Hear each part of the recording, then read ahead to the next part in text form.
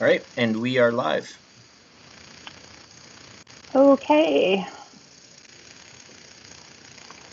All right. So welcome everyone to our regular PSB meeting. So roll call, it looks like everyone is in attendance with the exception of Toby. And moving on, disclosure of interest. Any disclosure of interest from anyone this evening? Seeing none. Confirmation of agenda. Can I get a motion to accept the agenda as presented? Bill and the seconder. Pete, all in favor? Yes. Okay, thank you. That's carried. So moving on, adoption of minutes. So we have 3 sets of minutes. So October 13th, 22nd, and 29th. Has everyone had an opportunity to review and any discrepancies? Okay, seeing none. Sorry, Bobby. Do you have a resolution for this? Yes, through you, the chair. That the Aylmer Police Services Board approves the October 13th, 22nd, and 29th, 2020 minutes as written. Okay. Could I get someone to, Pete and the seconder. Bill, all in favor? Yes. Okay, that's carried. Thank you. Delegations, there are none this evening. So we will move on to unfinished business. So first item is the Malahide Police costing. So at this point, we are still waiting for some formal communication back from Malahide Township. Any additional statements, thoughts to that? Any questions, concerns? Okay, seeing none. Sorry, somebody saying something? Oh, okay, hearing thing. All right, so moving on to B, Police Services Board policies. Again, we're still waiting, so we can adjust those accordingly. All right, so on to number 7, new business. Is there new business that anyone would like to speak to? Did we want, yeah, Bill, you're on mute. Yeah. Sorry, Madam Chair. I just wanted to ask how the Saturday event went in regards to our service. Okay. Who would like to speak to that? Chief or acting inspector? Through you, Madam Chair, I'll speak on that issue. And do you want to do that right now, or you want to? Sure. Okay. Sure. We can put that under new business. That's fine. Okay. So, just to bring the board members up to speed, we had Emergency Operations Center running. I was in the Operations Center in communication with the rest of the management group from the town of Aylmer, including the mayor. Inspector Novicic was on ground as the incident commander, and obviously we had the resources deployed, what we felt was required in order to ensure that peace is kept and that there was no disturbance of peace or any type of an unrest. Based on the planning process, this included the risk assessment matrix, which I completed on Wednesday, and based on the risk factors, it was determined to be at a moderate risk. The number one factor for us or concern was the spread of COVID, and that actually brought the risk assessment matrix higher than what we would normally expect it to be. The other factor involved was the unknowns. First of all, we had no information or limited information as to where these people were coming from and the numbers. the organizer failed to communicate that to us. I'm not sure if she even knew herself how many people were going to be in attendance, which made it a bit of a challenge, and it's always a fact that you have to take a look at when looking at the risk factors.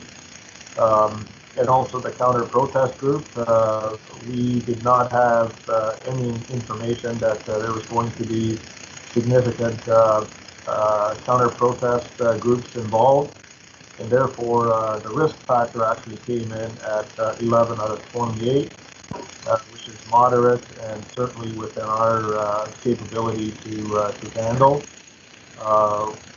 Inspector Nolich is again on ground.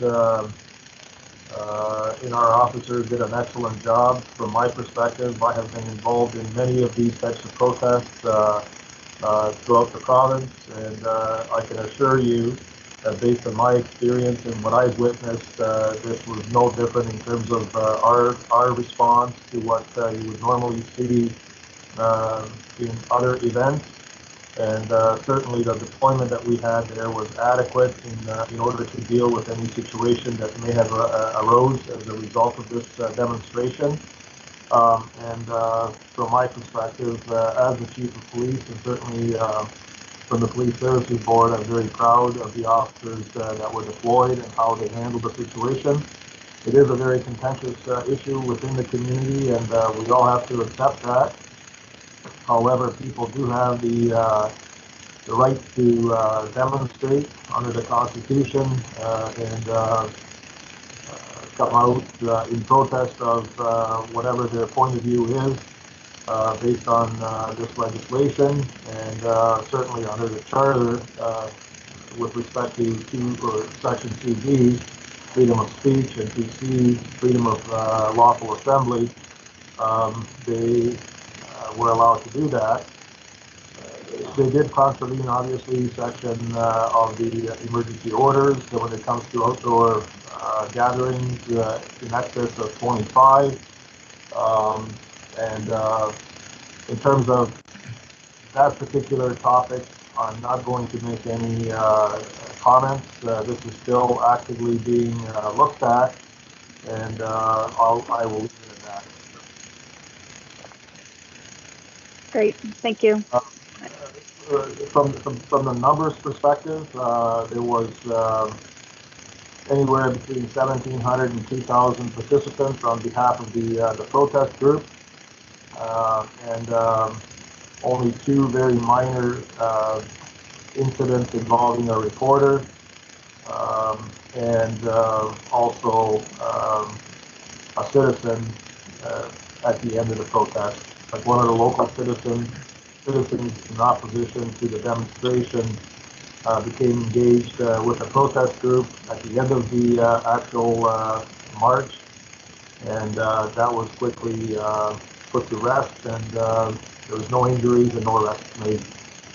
We did lay some charges under the Highway Traffic Act with people that were following. Perhaps Nick can elaborate on that, and that's mainly pertaining to the safety of the occupants of the vehicle and just their driving habits and the type of driving that they were doing, and what they had in the vehicle. I don't know if you have more information on that, Nick, but those were the charges that we did lay with respect to the demonstration. Did you want to comment, Inspector Novicic?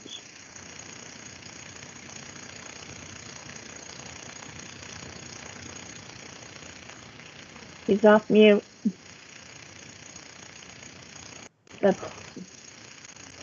Yeah, his camera's not working. He'll jump in here. Okay. Well, yeah, that's okay. Oh, there he is.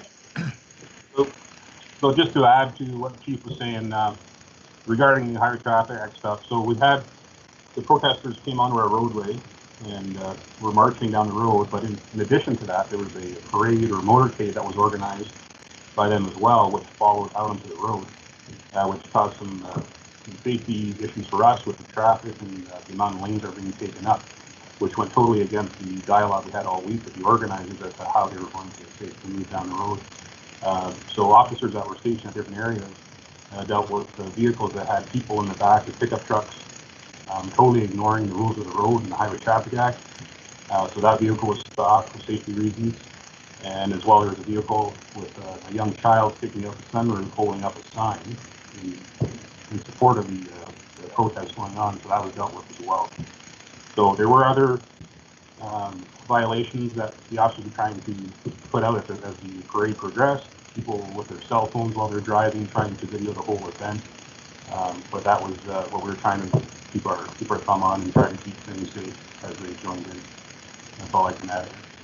Great, thank you. Was there any other questions or concerns? Pete, go ahead. Thank you, Madam Chair.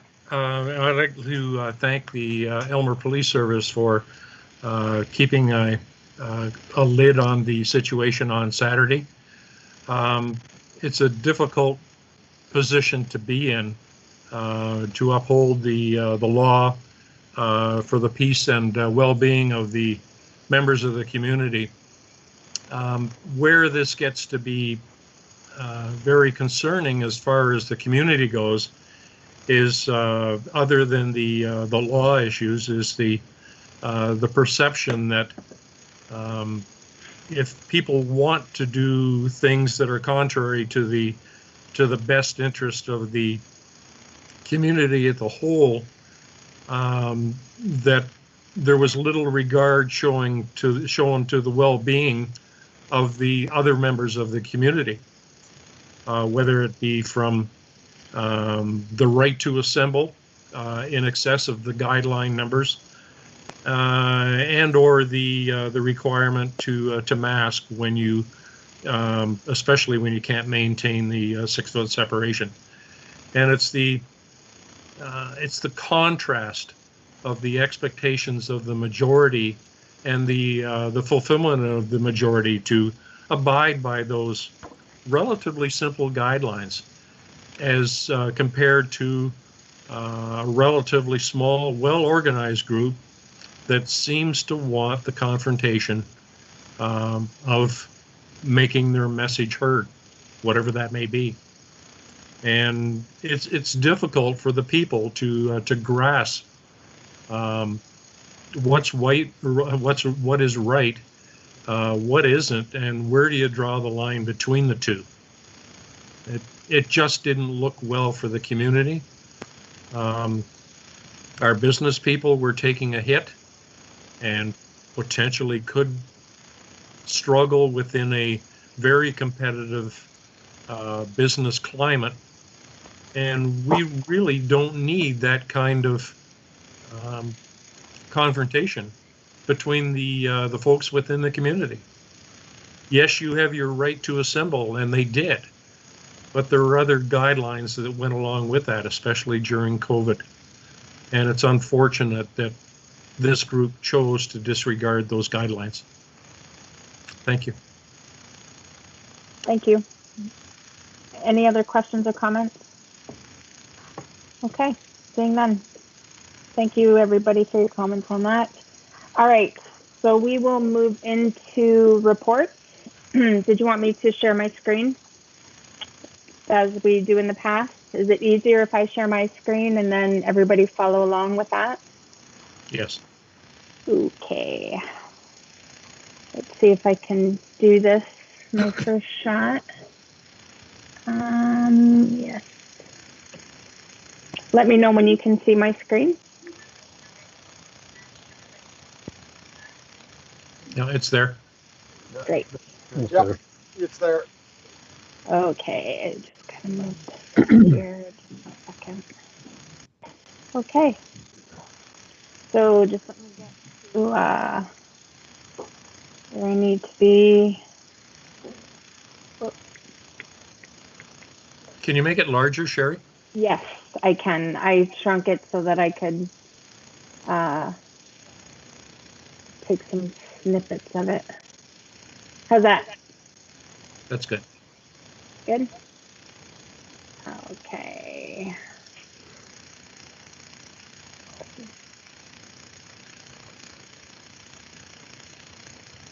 All right. So through you, Madam Chair, I'll take you the report that you have the screen on right now with respect to the trial balance. We are in very good shape financially. We're at 65%, or sorry, 75% spent year to date.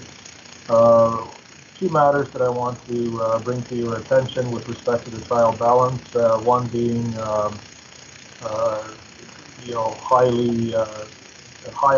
high on our numbers in terms of expenditure, and that includes the maintenance to our communication center.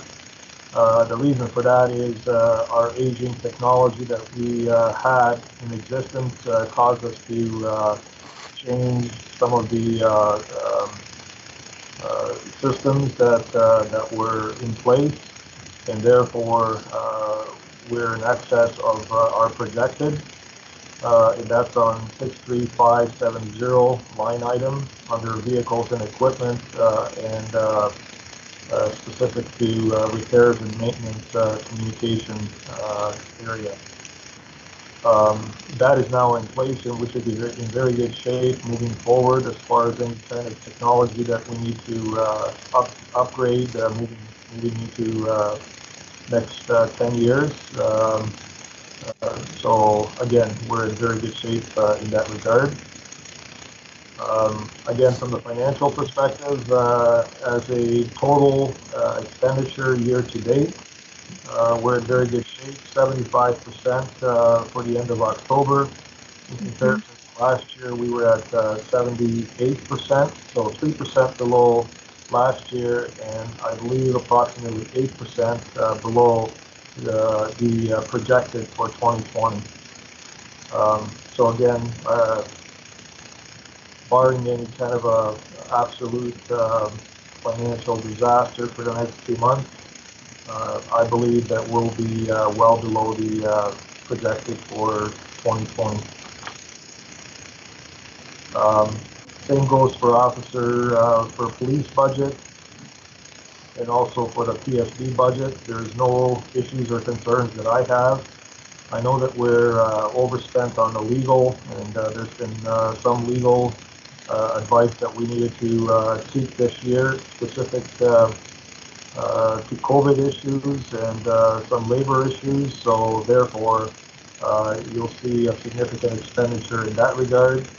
But regardless of that expense, we're still well within the that we set at the beginning of 2020. Unless anybody has any questions, I'll move into the crime reports. Chief, a question, if I may. Yes, sir. On the legal, you gave the explanation as to why the over expenditure, and it's we didn't have anything significant. We didn't have anything significantly budgeted. Was this year an anomaly on those two matters? Obviously, COVID was. Or should we be budgeting a little bit more in the future? I don't believe that we need to budget any more in the future. If I look at historically, we're right on par. Perhaps once we get into the negotiations in the next 2 or 3 years, we'll have to take a look at an increase on that end of it, simply because of the review at the end of the contract negotiation, to make sure that we have a legal opinion on it. But certainly, most of the expenditure on the legal side this year has been related to COVID activities, specifically the one in the spring. And I will be expensing those to the COVID expense account anyway through town as a contributing factor or as a pressure on the budget. Okay. Thanks, Chief. Okay, moving into crime reports, crime prevention, Crime Stoppers, 1 tip, 7 for the year.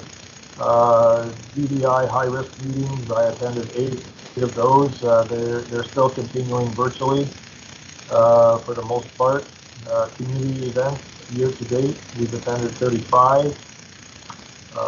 Foot patrol hours, the officers did a really good job in the month of October for foot patrols.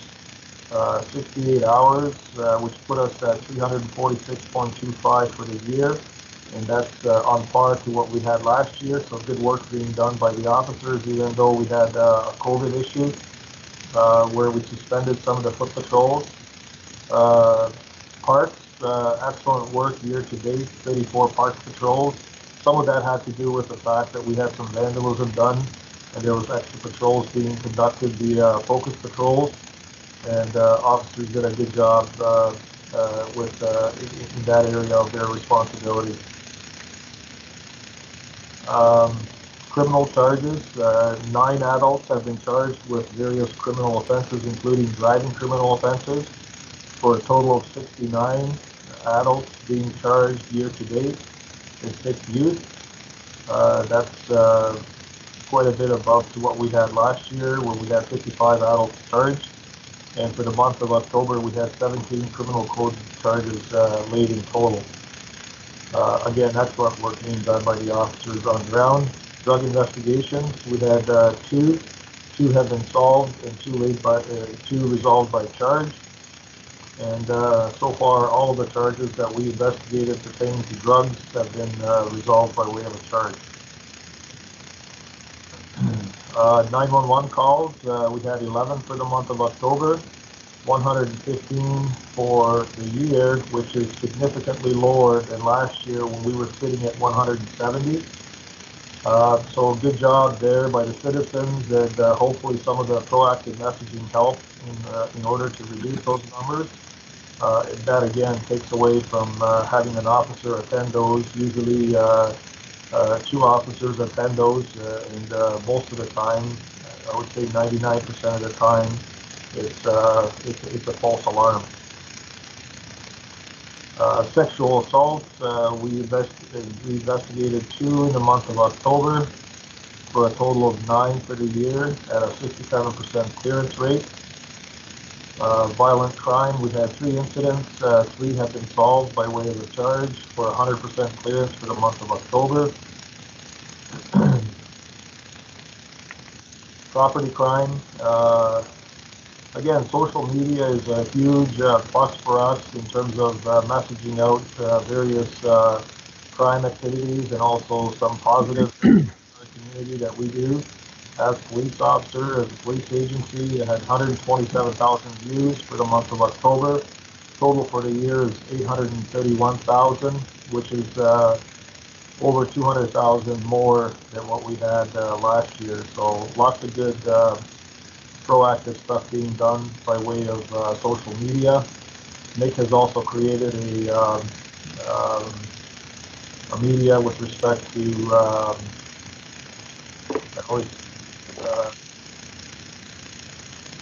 well, we have Facebook and also Twitter.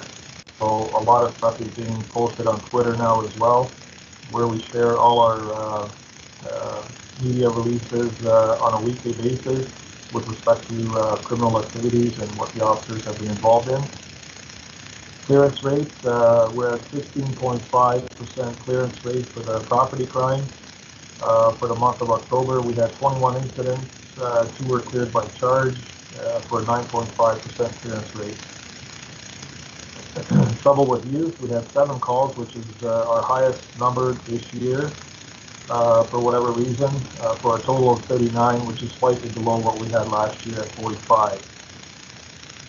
School lectures, they have all been suspended. We have tried to get our school liaison officers to get back into schools, but unfortunately with the COVID situation, the schools are reluctant to do any type of lectures or any type of activities involving the officers. We did participate in their emergency orders and lockdowns and assisted with that. Anyways, that's what we're at. We're hoping that in January we can resume some of the VIP delivery to grade 6 classes. Situation Hub, I was at 4 meetings. In the month of October, we actually had 3 situations that were presented. Some have been created as a result of homelessness. To my knowledge, they have been resolved at the situation table. So good job being done by that particular group and making sure that people have a place to stay and that they're not out on the street. From the traffic road safety perspective, in terms of charges, 95 traffic charges have been laid for the month of October, 2 liquor and 23 other.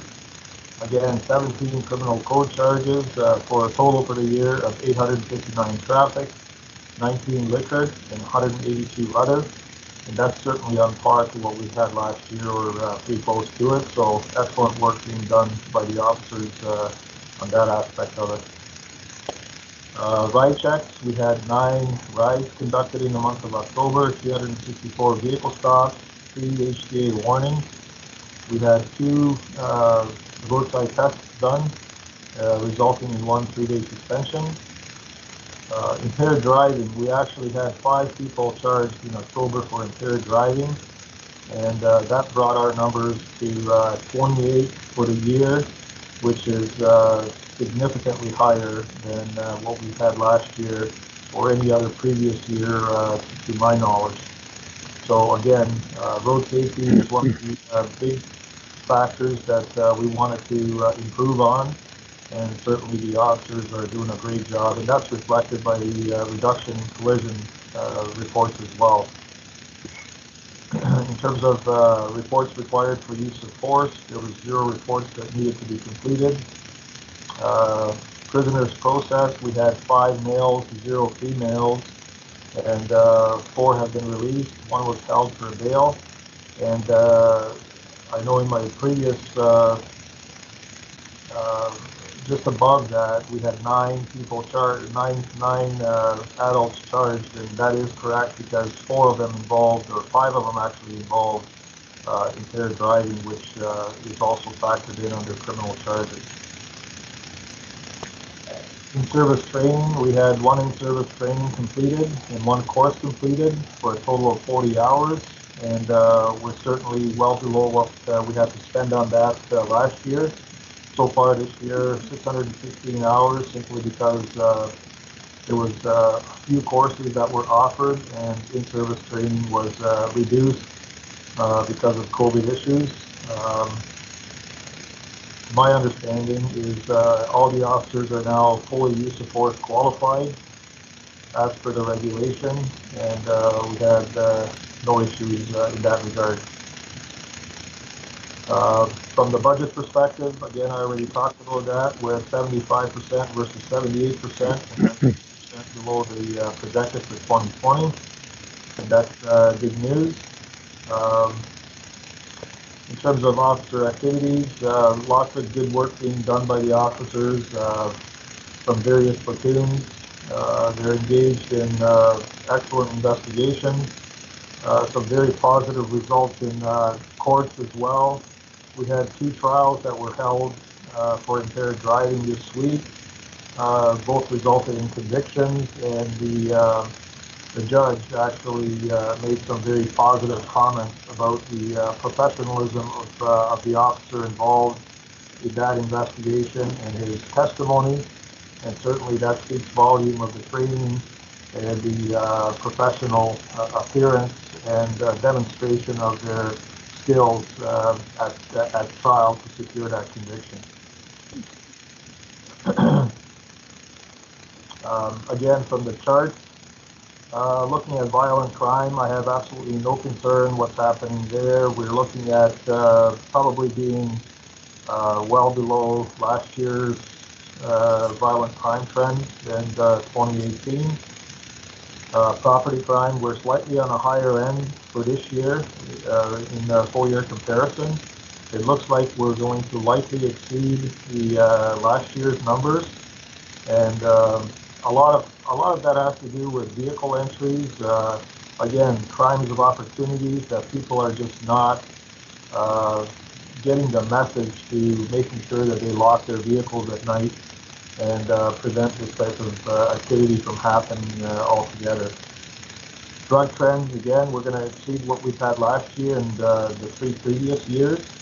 and that's simply because of the new legislation and the mostly charges relative to cannabis readily available in the vehicle. Domestic, no issues there. Looks like we're going to be near the low end of the scale in terms of domestic this year for the full-year comparison, and that's certainly the good news story. Same thing, if you look at the motor vehicle collisions, we're very much down at the low end of a 5 or a 4-year comparison, and certainly this will be our best year in terms of reduction in motor vehicle collisions, and that's also reflected by the number of charges and impaired driving dedication by the officers. 911, again, we're going to be well below last year, and certainly relatively on par with the previous other 2 years that we're keeping a stat on. Same thing with foot patrols. Looks like we're going to be exceeding last year numbers of 400. We're at 346 right now, and I anticipate that to be well over 400 this year. Mental health, again, there's been a bit of a surge on mental health response to calls for service. We are working with Elgin OPP on securing a spot for a civilian member to assist us with calls to mental health response strategy, and to look at some follow-ups with that in order to basically help the citizens in the community who struggle with mental health and mental illness. In terms of my meetings, obviously situation table on a monthly basis, teleconferences with respect to emergency management requirements, Southwest Public Health teleconferences. I was involved in 4 of those in the month of October, and PSB special meetings, and also we conducted, Nick and I conducted experienced officer interview this month.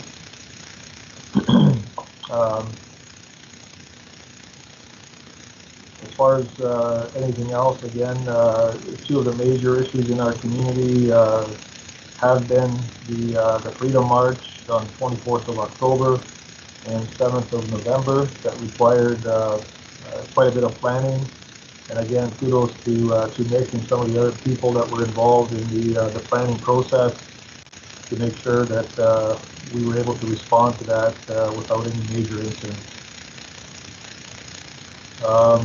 Again, month of October was pretty tasking on us in terms of personnel availability. As a result, I ended up working 12 shifts in October as a backup officer to assist the front line. And again, in terms of other direct operating expenses, we're on par with, I mean, obviously we're above what we were last year, but again, some of that technology stuff increased that number for this year, and but overall we'll be in good shape. If you have any questions, I'll be happy to answer them with respect to the report. Any questions? Madam Chair, I have a couple of questions, if I may. Yes, go ahead. To the Chief. Through you, first of all, Chief, you mentioned school visitations, of course, aren't happening because of COVID, but I believe at the present time the Thames Valley Board of Education is taking a look at police presence in schools at all. And have you been contacted at all by the board in this regard? And what is the status of the police presence in the schools as far as the board is concerned? We have not received any communication from the board yet in terms of how that's going to look and what the expectation is. My hope is that we continue with, minimally, that we continue with VIP presentations to grade 6. It's a very valuable program that has worked very well on the educational part and the ability for us to connect with the students on some of the social media issues that they're experiencing with bullying and certainly experimenting with drugs. That's always a topic that should be discussed with the grade 6 students and the the consequences and potential health risks associated with becoming involved in a drug subculture. Right. So, Very good. I certainly would support continued police presence in the school. So I hope the board kind of takes a look at the positive kinds of effects that police presence would have in the school. Second question: the foot patrols. Can you enlighten me on when those happen and where those happen? So the foot patrols are generally in the downtown core. We have had some in the parks because of some of the issues with vandalism. So some of the officers do take or partake in the park patrols, but primarily the foot patrols are happening in the downtown core.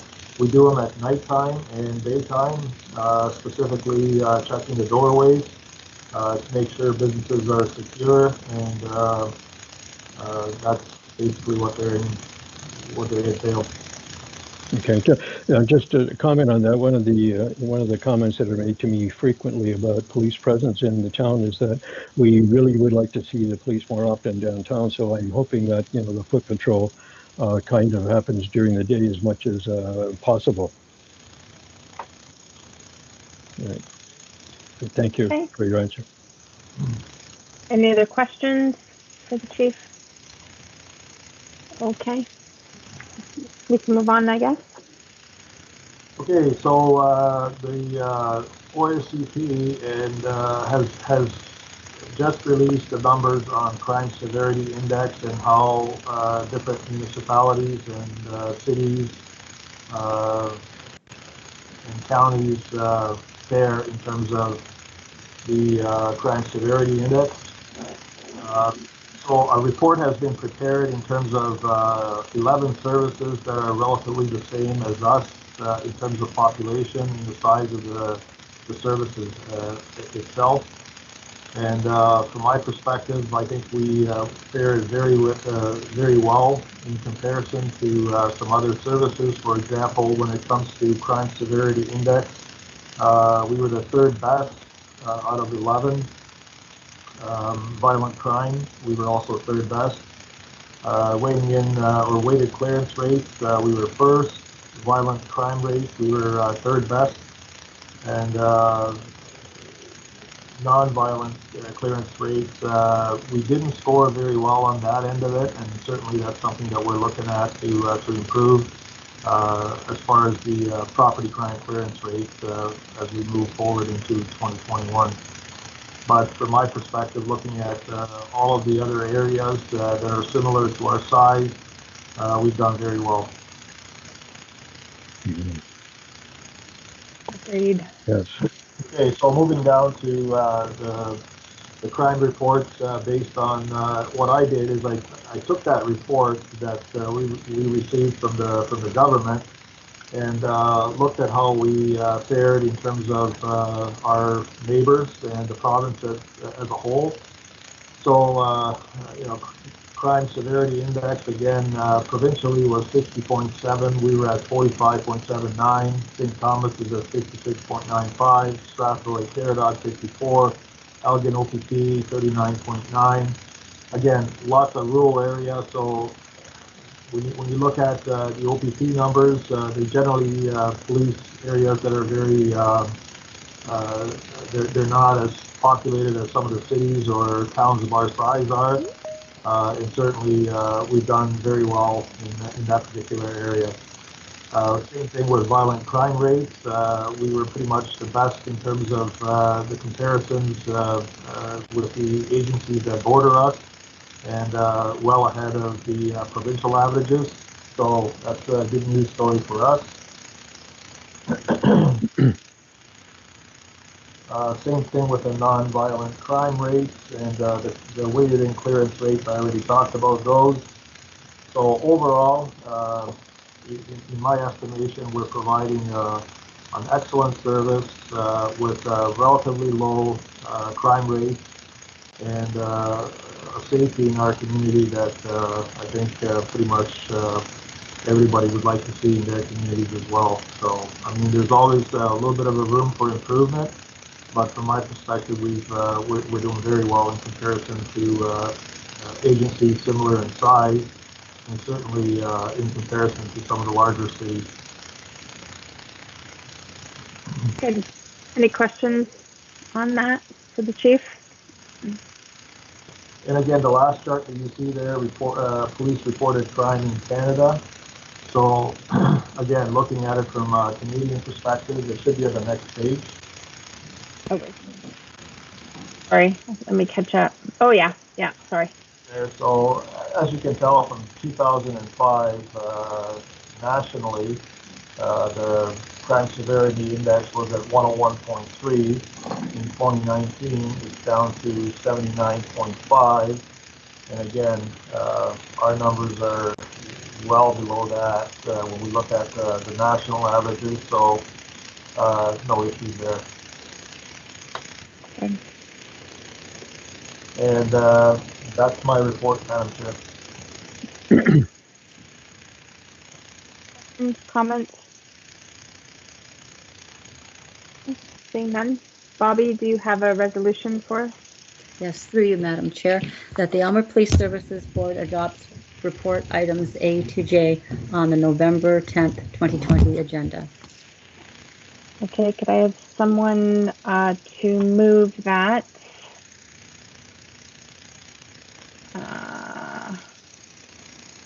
Someone to move that? Jack and seconder Pete, all in favor? Okay, and that's carried. Thank you. Hello, Toby. Hi, Sherry. Hi, Toby. Toby. So we just want to make a note in the meeting minutes that when Toby arrived. Okay, moving on to incoming correspondence. Were there any reports that you wanted to pull and speak to, Chief? Yeah, there's a few that I want to talk to you about and bring you up to speed as far as what's happening. So through you, Madam Chair, with respect to training and the use of force police standard manual, I can tell you that all our officers are up to date in terms of their use of force training requirements for 2020. There was some delay simply because of the fact that we couldn't resume with the training. There's been some changes to this training in the way it's done to ensure that everybody does receive it, and so far everybody's up to date on that, including our auxiliary members. For Crime Prevention Week, we did post on social media internet fraud and some of the crime prevention or some of the prevention methods to social or the internet fraud. Unfortunately, people are not getting it. You know, as we post this stuff on our websites and share it with people to do prevention. I mean, this week we investigated 2 major incidents involving that type of fraud. In one instance, an elderly lady was defrauded of $5,600 or $5,300. And the second incident involved a mid-age lady where she ended up losing $1,200. So people just need to be a little bit smarter when it comes to that type of fraud and pay a little bit more attention to some of the preventative measures that they can take. Firearms in possession of the police service. There is a form that was sent to us by the ministry. Nick has saved that, and he'll be completing it before the due date, which is January 31st. So we'll have that completed on the new template that they sent us. Pascal decision. We're following the guidelines of the Pascal decision. It looks like that is being taken to the Supreme Court of Canada for a decision, and until that happens, we'll continue on with the current guidelines that are in place. And if in fact it does go to the Supreme Court, we'll await that decision and follow those guidelines. Civil remedies grant that was sent out, we did complete that and send it to the ministry for consideration, and we'll see what happens with that in terms of the funding that hopefully we'll receive some funding in that area. And That's my report from the correspondence received. Thank you. Any questions, comments on that? Any of the reports? Madam Chair, a couple of comments. First of all, really amazing to see the use of force manual and training. Is quite an interesting document. It would do well for all police services in North America to kind of have that. Secondly, comment, I noticed there were about 30 some pages on this question to the chief through you. 30 some pages on the approval of Taser 7, the conducted energy weapon. Is Taser 7 a new weapon, and do we have any of those? To you, Madam Chair, I'll defer that to Inspector Nowicich. He's a subject matter expert on tasers, and I'll let him speak to that. Thank you. Is my mic working now? Yep. Okay. So currently we use the Taser X2, the TWX2, which was the latest version that Axon had. The Taser 7 is the newest version that they have, and we may be looking at that in the future because it's part of the package. If we go down the road of body-worn cameras, it integrates into the body-worn camera through Bluetooth. But currently we have we've had the X2 for the last 5 years, and this is just a newer version that's been approved by the administration. Okay. Thank you very much for that. Okay. Any other questions? All right, seeing none. Bobby, do you have a resolution for us, please? Certainly. That the Aylmer Police Services Board adopts correspondence items A to H of the November 10th, 2020 agenda with actions to be taken as noted. Okay, someone to move that? Bill? Bill? Anyone else to move? Somebody? Toby? All in favor? Okay, that's carried. Thank you. Okay, moving on, we have no outgoing correspondence, so we will be moving into closed session. Bobby, do you have a resolution for that, please?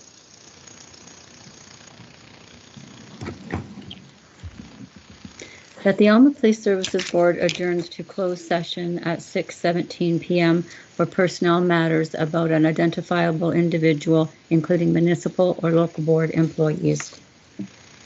Okay, could I get someone to move that, please? Toby, seconder. Bill, all in favor? And that's carried. Thank you. So we'll just take a minute